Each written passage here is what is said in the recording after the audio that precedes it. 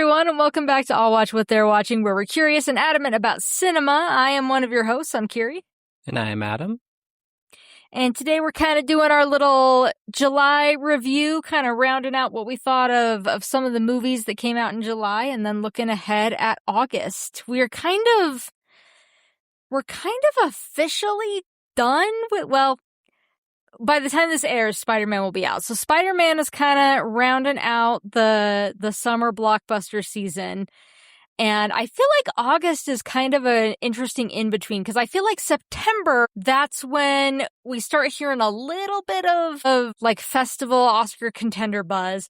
But I feel like September also is kind of that sweet spot where they're ramping up for Halloween. So I feel like September and October, we typically get some pretty solid horrors.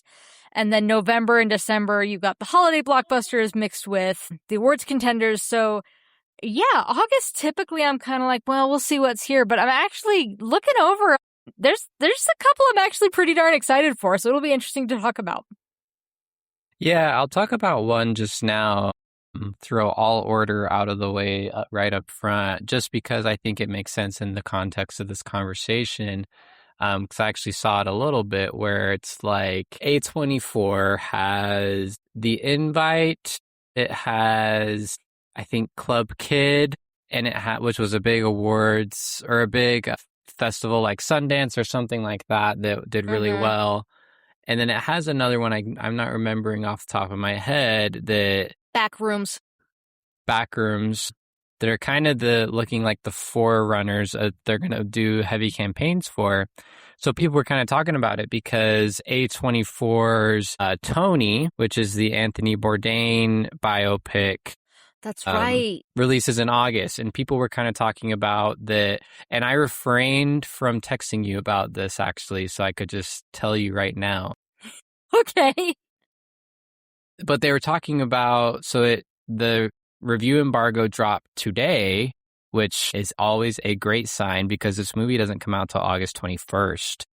Uh-huh. And so when I saw it, it had a 100 on Rotten Tomatoes with over 20 reviews. And the Metacritic, let me see what that's currently at. But it was like mid-70s, which is really pretty solid. That's solid, yeah. Let's see where it's at. Yeah, still kind of in that range, 26 reviews. So but it's an interesting one. The conversation is kind of like, oh, like this looks like it probably was a pretty good movie, and likely with Dominic Sessa, who, if you've seen The Holdovers, he's the main kid in that, kind of broke out in that movie. He plays Anthony Bourdain in this biopic, and it's also directed by Matt Johnson, who is Nirvana, the band, the show, the movie. That guy, he also directed Blackberry a couple of years ago. So he's kind of really defining himself as someone that makes really good movies. And so I've heard that Dominic Sessa's performance is very good based on the reviews. And so it'll be really interesting around award season of, is it going to have enough buzz, or would it have had enough buzz if it was one of these later releases? But I think it does look like a biopic I'm somewhat interested in.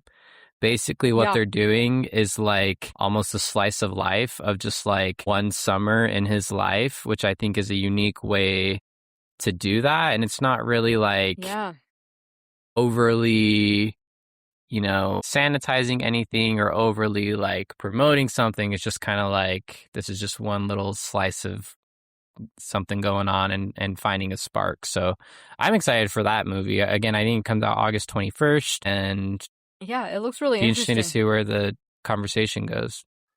Yeah, definitely. That I'm intrigued. I'll just say that. So yeah, definitely some. Like I said, it'll be when we get there. Because I do want to talk a little bit about July, but there really is kind of some interesting stuff coming out in August that I'm excited to see. But were you able to see anything in theaters since Odyssey? Yeah, literally no. I haven't even really watched much. Oh, I guess I didn't log. I watched a few old spaghetti westerns, but just for fun. No, nothing to do with the podcast or current day movies. That's fine. They're still fun. So, yeah, it's been a good time.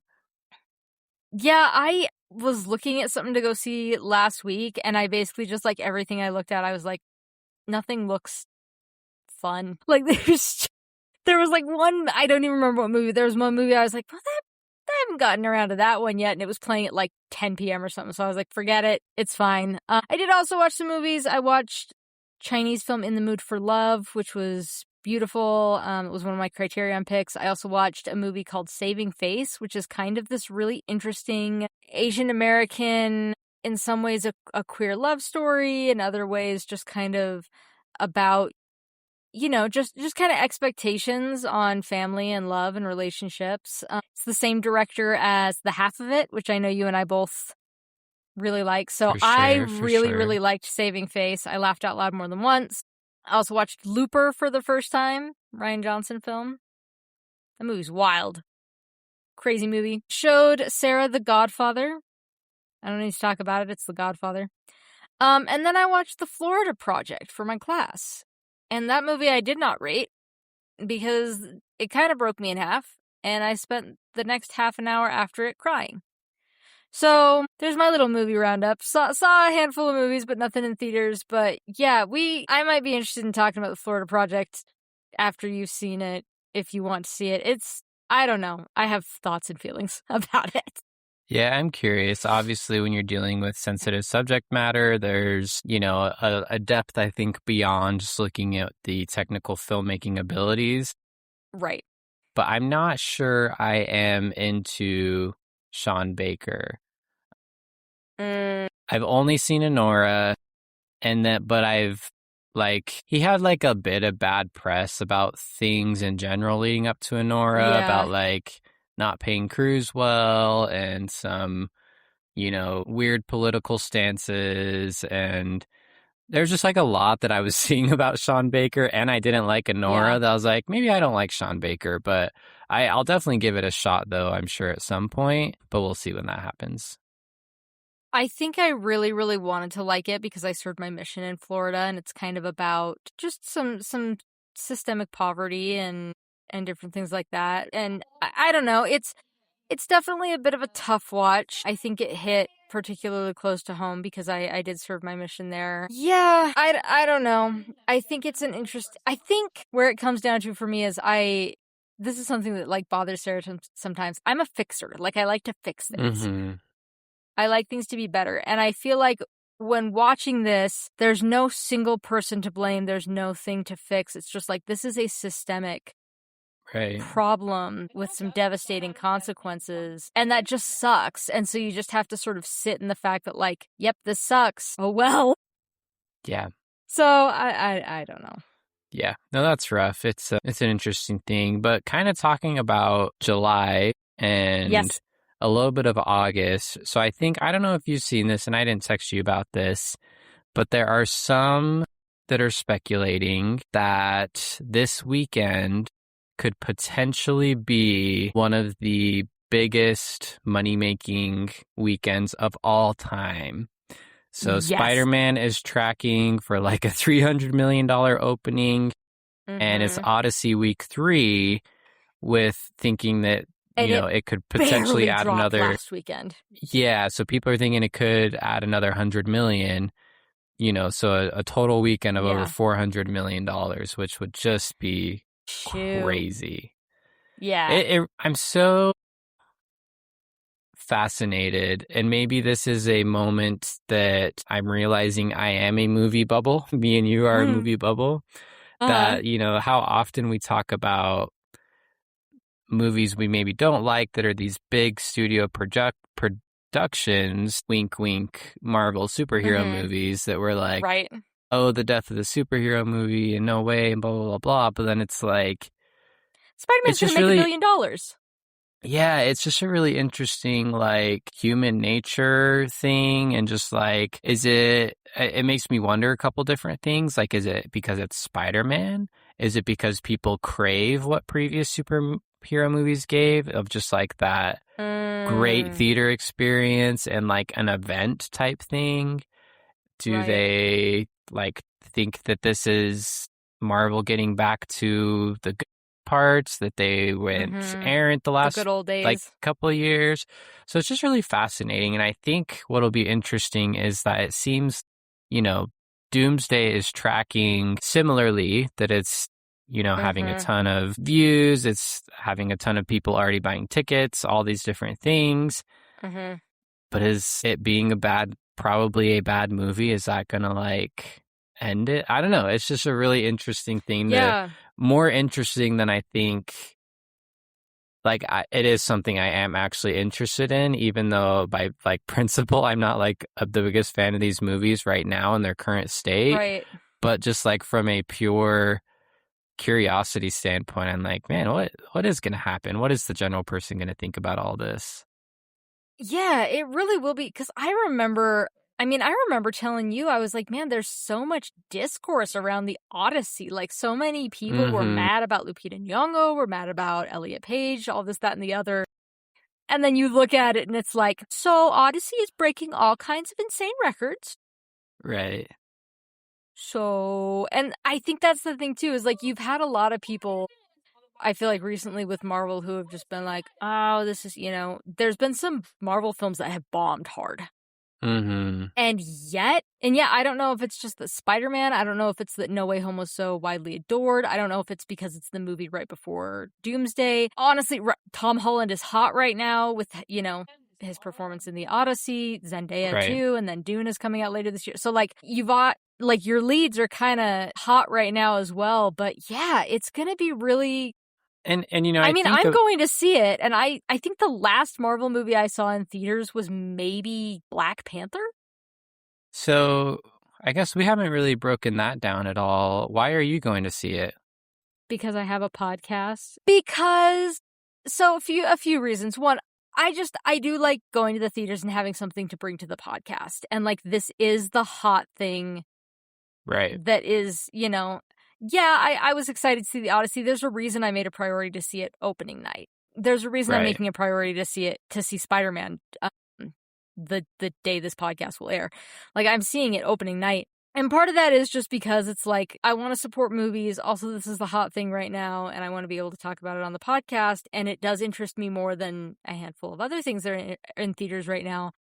Part of it is also, I was just realizing, like, I've been in a little bit of a funk lately, and I think just when I have to watch movies for school, sometimes it requires me to watch movies that are just a bit of a drag or a bit of a downer, movies that I just don't like. And I'm like, I really like Spider-Man too. Like, Spider-Man is one of the more interesting, even outside of the MCU, as far as just the Marvel comics. I think Spider-Man is one of the best Marvel superheroes as well. Yeah. I find him more compelling. Whereas I typically find DC much more compelling. I think the Spider-Man is really interesting. No, that's a good point. And I think you are unique, obviously, having such a passion for movies and obviously working to make that your career and your hobby and your other hobby and your other hobby. Right. I was thinking basically, watching the movie itself, podcasting, and collecting them. Right. And for me, it's watching movies, going to the movie theater, and listening to podcasts about movies are three distinct hobbies that I have that are separate. Yes. Like, I don't know how to explain that other than like, no, it's separate. Like, but yeah. So for me, it's like, I'm excited to go and just have like a fun romp, I guess. And I'm like, even if it's just like not that great, I'm like, I get to see Spider-Man fighting ninjas for a couple hours. I get to see, and like that for me, I'm like, just give me a good time for a couple hours is all I'm really looking for. And now you did say that, but before the review embargo lifted, we did text and I said, okay, I need to set my Rotten Tomatoes and Metacritic scores that it has to hit if I'm going to go see it. And it's actually gone, well beyond what my kind of baseline was. So it seems like people are enjoying it, and it's actually reviewed fairly well. But back to my point of, we're kind of weird in that we're not necessarily your average person that is watching movies. Right. You probably have a portion of, general society that sees 2 movies a year, and they're probably going to see Odyssey, Spider-Man, and Doomsday, 2 to 3 movies a year. Maybe Dune, depending on who you are. I don't know. And then you have your next section that's like 5 movies where they will, I think this group goes Dune, Okay, Dune. a couple of those other ones they're picking up. They maybe jumped on Obsession or Backrooms.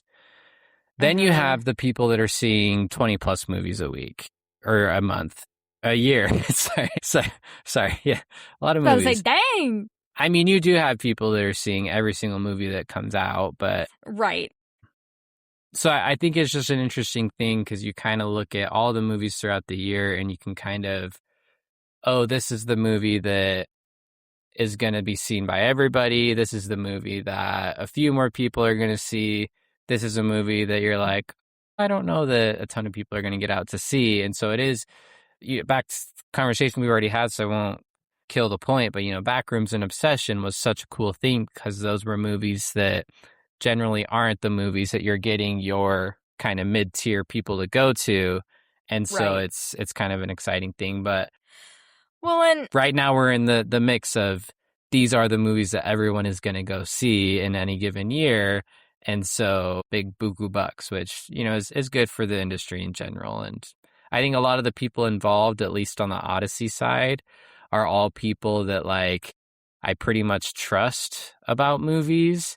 So them making a bunch of money, I think is a good thing to continue to promote and get good content out. Spider-Man. Well, because the Odyssey, I remember even saying I was a little bit worried because of the R rating, because I just pulled it up real quick to look. The movies that have hit $1 billion in 2026, Toy Story 5. Right. Which I saw, you didn't, and that was expected. It's Toy Story. Michael, which no one saw coming, and Super Mario... Okay, which we didn't see coming. All of a sudden, we were like, okay, this dumb Michael Jackson biopic, and then it just kept... We were like, wait a minute, it's making $1 billion? What happened? Yeah. And then the Super Mario Galaxy movie. And, the thing with Toy Story 5, I think, in the Super Mario Galaxy movie in particular, is you're not just buying one ticket. Mm-hmm. You're buying 4. Because you're buying it for you, your spouse, and your 2 kids. Whereas Odyssey, it's just you, or maybe just you and your spouse. And so I am really, really excited with how well the Odyssey is doing. But I kind of think that's what's bringing Spider-Man as well, is you're going to get the teenagers. And that's kind of what was cool about Backrooms and Obsession too.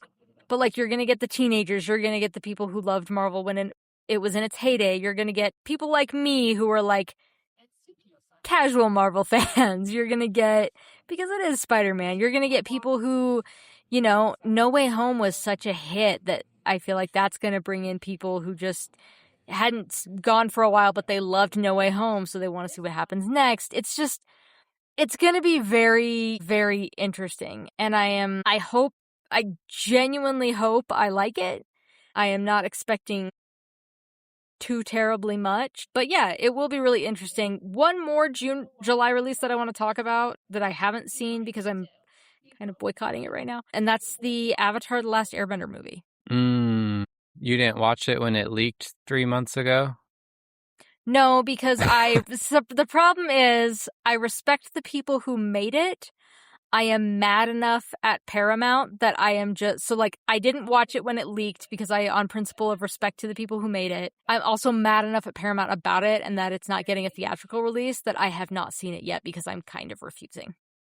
I will see it eventually, but right now I'm annoyed enough that I'm just for those that don't know, Avatar: The Last Airbender, I'd say one of the most beloved American cartoons. Is it considered? It's anime style, but it's not anime. It's not anime. It's like an Americanized, I would say. Cartoon. But it's closer to anime than any other cartoon, I would say.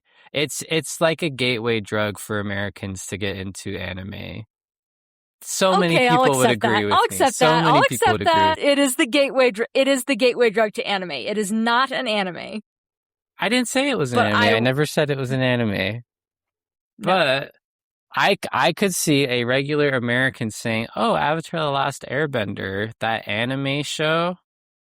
Yeah, and that is That is not just a pet peeve for me. I know people who that's a pet peeve. My dad regularly says it to rage bait my brother. I'm not. I'm just trying to contextualize for the general listener we have. Regardless, it is.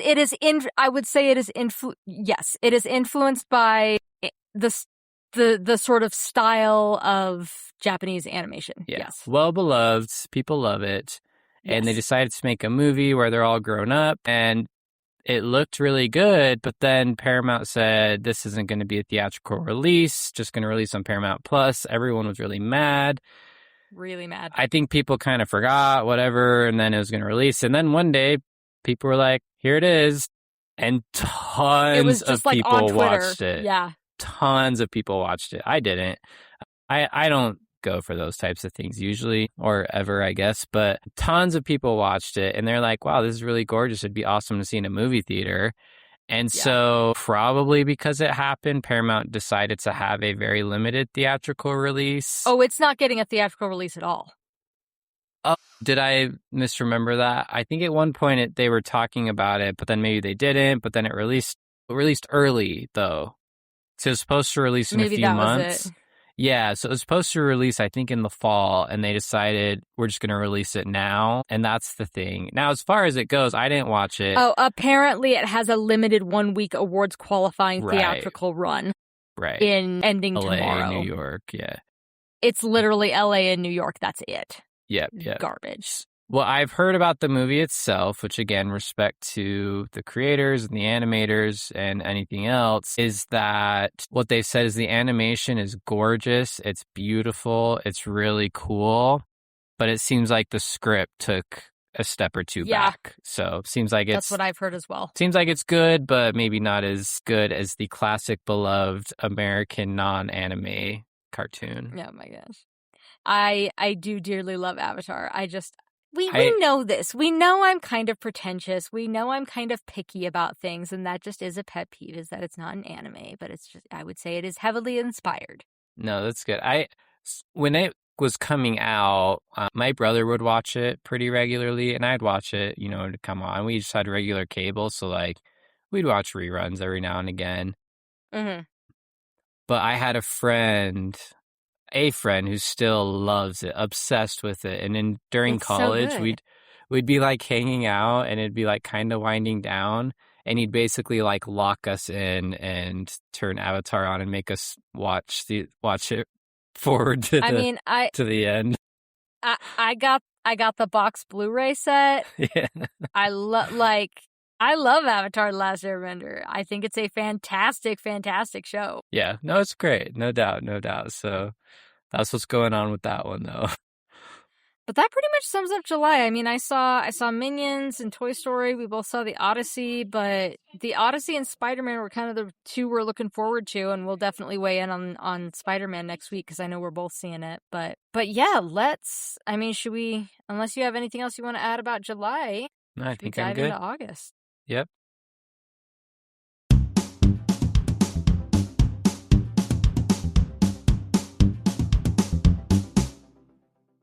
So, a few that are coming out pretty early on. Ice Cream Man is one. Have you not heard of this? I saw a trailer for it, and it's getting a little bit of buzz. I think it's going to be like a horror. I have no idea what you're talking sci-fi? about.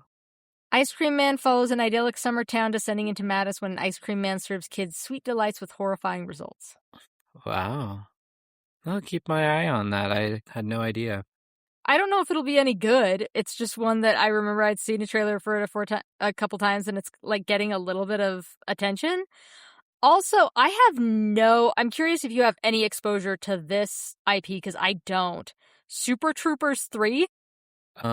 I have no exposure to Super Troopers. I don't. I know what it is, but haven't watched any of it. Okay. This one is one I know that you're very, very excited for. Teenage Sex and Death at Camp Miasma. Yes. Very, very excited. This is Jane Schoenberg's third movie after I Saw the TV Glow and Something World Fair was their first. this one premiered at Cannes and premiered to fairly good. I don't know what the letterbox is right now, but I think a lot of people said don't expect I Saw the TV Glow because it's a Okay. much different movie. And so very interested in that one, as you said. Yeah, I know that's just like, I remember you talking about it when we did, a year ago when we did I Saw the TV Glow. So when I saw that was getting its release, I was like, oh, I know Adam has been deeply, deeply looking forward to that one. Yeah. Let me pull this up. One that we've both kind of talked about a little bit that I'm definitely curious about is The End of Oak Street. Yes, I've been very intrigued by The End of Oak Street. We love Anne Hathaway. We love Ewan We do. McGregor.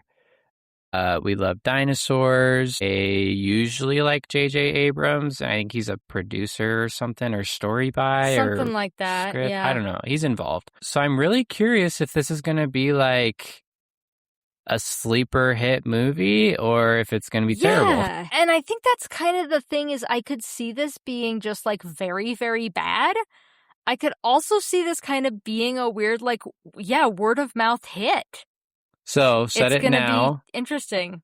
What's your review threshold to go see this movie? Ooh. I think I'm 82 Rotten Tomatoes and 70 Metacritic. Maybe no, I could give it more like a 65 Metacritic, I think. I was gonna say 65 Metacritic, depending on if anything else looks interesting. I think Metacritic at 60 would be my absolute, like, bottom bare out, yeah. minimum. Yeah. But yeah, I don't know.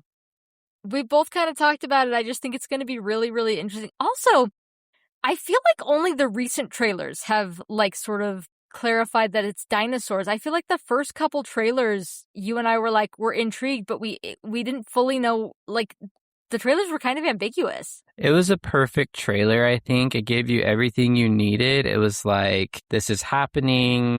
And I think like a dinosaur, like a T-Rex, like walks by the window and you like see a glimpse of it. Mm-hmm. So like, I feel like it just perfectly gave you what was going on. And I was very happy with that. But then, yes, I've seen other trailers where, Velociraptor eats their neighbor lady. And so, right. So funny enough, interesting. I think the same day is when the new Paw Patrol the Dino movie also releases. So it you is. get your dinosaur. I haven't seen anyone say that, but we'll be the first to market that one of your dino double feature. Yeah, you really could just back to back. I've seen that trailer a few times now because again, I saw Toy Story and Minions, and both times I was like, Paw Patrol and dinosaurs. Wow. Well, not everyone has a 4-year-old in the house, so.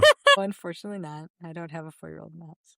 There is one that's kind of, I have only recently looked at it and been like, what the heck is this thing? But it's starring Matthew McConaughey. It's called The Rivals of Amzia King? Amzia King, I don't know what it is, but yeah, again, it looks to be like some sort of a crime thriller set in rural Oklahoma.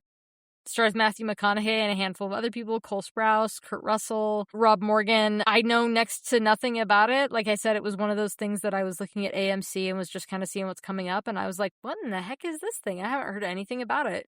But, I mean, it's supposed to come out in like 2 weeks. Yeah, I can't remember where this...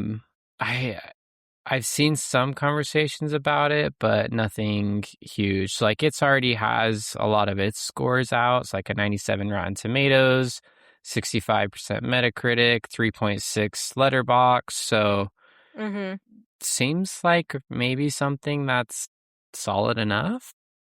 Yeah. But yeah, should be an interesting one. Kind of in that same vein of like, this seems interesting, is the Dog Stars. Have you heard anything about that one? Nothing. Wait. Yes. The one with Jacob Elordi. Yes. And yes. Margaret Qualley. And it's directed by Ridley Scott, actually. Yeah, I've seen a single trailer. So yeah, you take it away. I know next to nothing about this thing. Yeah, I don't know. This is just one of those weird ones. It's just like, it's not quite Masters of the Universe level where it's like, there's no way this movie is going to be successful. But just looking at this one right Right? now, $110 million budget. You know, you have Jacob Yeah. Elordi, Josh Brolin, Margaret Qualley, Ridley Scott, but it's like, there's no way this can be good, right? You know, you're just like looking at the pieces and the marketing Yeah. and the conversation, and it's just like, I'm not super hopeful that this one has any shot at being any good at all, but hey, you never Because know. Ridley Scott is also quite possibly the most inconsistent director. Like, we have Right. Alien and Blade Runner, but then we've also got, like, Exodus Gods and Monsters. So, isn't that what Sure. it's called? Exodus, or Gods and Kings or something? Gods and Something Monsters like is a that, DC yeah. comic. The really bad Exodus movie. So, we'll see. Again, I saw a single trailer, and I feel like the most emotion I had about it was just like, huh, that was kind of it. Yeah.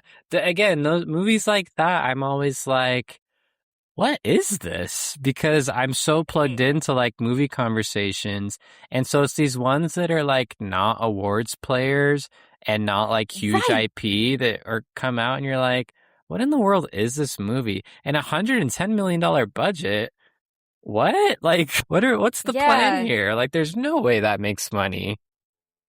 I feel like even with that one trailer, I'm not entirely sure what the plot is. Yeah, like zombies maybe, or, Some sort of pandemic thing, but oh, yeah.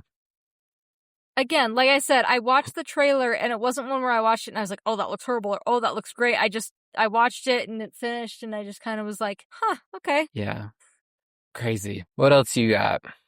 What else I got? I was also going to just mention, I have one more before I talk about the one I'm really looking forward to. Probably the same. Yeah. The new Insidious movie is coming out. I have seen the first two. I liked the first one enough. I did not care for the second. I haven't watched any since. Yeah, we were But I know big. that's... That was the big one for us to, the scariest movie we've ever seen. Which I think that that movie has some science of that it's like one of Yeah. its jump scores is really high for when he like appears right behind him. So, anyways, yeah. Yeah. So the big one, I'm The sure big we have the one. same, is because it's Uh, about movies and cinema itself. It's about fighting for the little guy and It triumphing sure at all is. costs. Do we want to just say it at the same time? Go for it. You Okay, go for it. 3, 2, 1. Coyote versus Coyote, Acme. yeah, yeah. I'm super excited. I mean, I love Looney Tunes.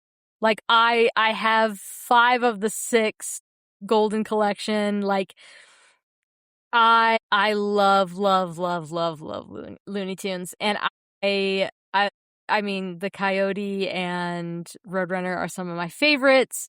This looks fun. It looks clever. It's been one that I thought 2 years ago it was dead. And so Right.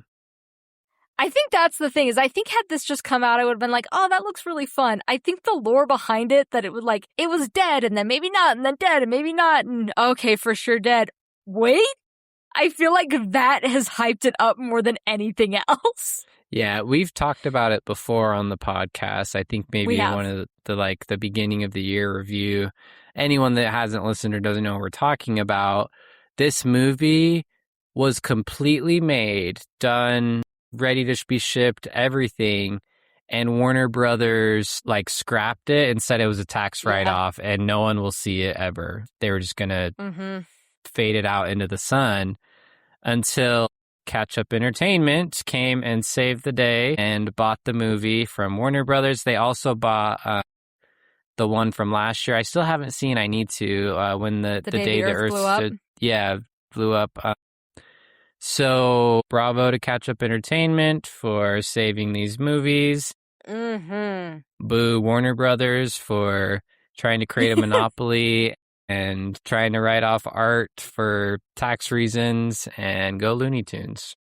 Yeah. I mean, the premise is basically, as you can probably tell by the title, but it's basically a parody of a courtroom drama where And how in the world is the movie they're writing off and didn't want to release like literally almost the plot of the movie, as I understand it?